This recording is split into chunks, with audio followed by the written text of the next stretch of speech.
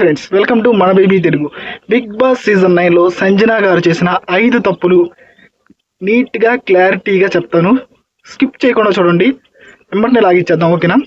Number 1, Sanjana గారు చేసిన తప్పు, ఓనర్స్ని అడగకుండా హౌస్లోకి వెళ్ళి వాటర్ తాగటం, హాట్ వాటర్ తాగటం. ఓకేనా? అదైతే తప్పు. వాళ్ళ పర్మిషన్ తీసుకోవాలి, వాళ్ళని ఎంటర్టైన్ చేసి రావాలన్నారు. అలా వెళ్ళి అట్లా వాటర్ తాగటం ఫస్ట్ తప్పు. నెంబర్ 2, ఆ షాంపూ పౌడర్స్ దగ్గర, బాత్రూమ్ దగ్గర లోపలికి అవి తీసుకొని వెళ్తాను అంటాం, అది నెంబర్ 2 తప్పు. అప్పుడు పవన్ కళ్యాణ్ కూడా గట్టిగా మాట్లాడు, మీలాగా అందరూ తీసుకొని వెళ్తే అందరికీ అది స్టోర్ రూమ్ అవుతుంది కదా అని.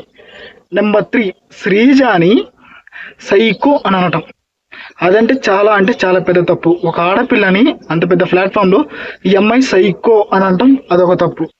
నెంబర్ 4, మాకు పాపులారిటీ లేదా కామనర్స్ లాగా మేము కొత్తగానా మమ్మల్ని మేము ప్రూవ్ చేసుకోవడానికి అని అక్కడ విభేదంగా, అంటే డిఫరెన్షియేట్ చేయడం, అంటే కామనర్స్ని సెలబ్రిటీస్ని మాకేం తక్కువ, మేము గొప్ప వాళ్ళమే కదా అని చెప్పడం, అది ఒక తప్పు.